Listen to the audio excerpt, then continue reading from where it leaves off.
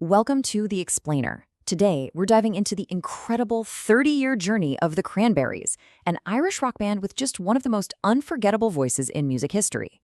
I mean, they absolutely exploded in the 90s. They had this sound that was just impossible to ignore, this haunting mix of indie rock, Irish folk, and pure raw emotion that really became the soundtrack for a whole generation. So, how did they pull it off? Let's get into it. You might be surprised to learn that their story doesn't begin with a roar, but with a quiet search for a new voice. Okay, so let's go back to 1989. You've got brothers Noel and Mike Hogan and their drummer Fergal Lawler, and they have a band with a pretty memorable name. The Cranberries Saw Us. But when their singer left, they were kind of at a crossroads. They put out an ad looking for a female singer, and on a friend's recommendation, they decided to give this quiet local songwriter an audition. And this was the moment that changed everything. An 18-year-old Dolores O'Riordan walks in, quiet, unassuming, holding a broken keyboard of all things. But then she opened her mouth to sing, and, as the band puts it, they were just immediately blown away. The connection was just electric. Noel Hogan gives her a cassette with a simple guitar melody. Just 1 week later, she comes back with the fully formed lyrics and vocals for what would become their first global hit, Linger. She was the missing piece they never even knew they were looking for.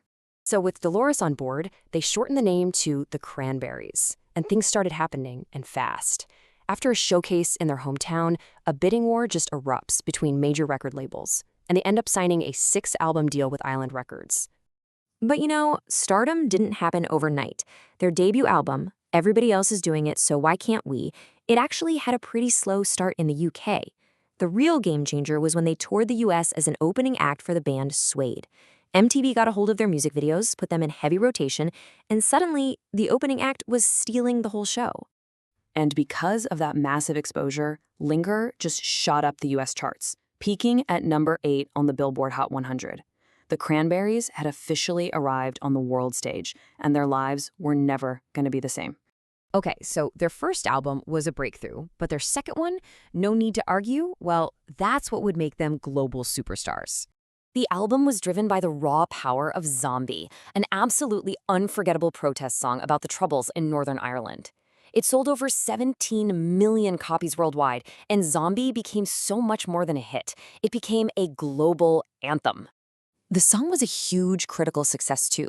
Get this. At the 1995 MTV Europe Music Awards, Zombie won for Best Song, and it beat out a field that included the king of pop himself, Michael Jackson. But this level of fame, it came with immense pressure. They planned a free acoustic set for about 3,000 people in Washington, D.C., but then over 10,000 fans showed up. It turned into a near riot.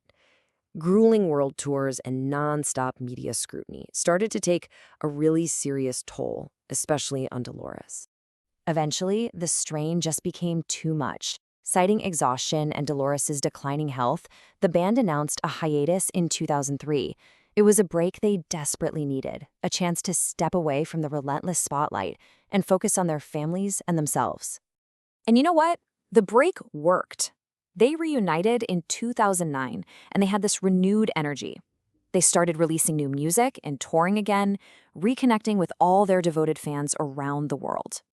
And then in January 2018, the music world was just shocked by the sudden and tragic death of Dolores O'Riordan. She was only 46. She was in London for a recording session, full of plans for the band's next chapter.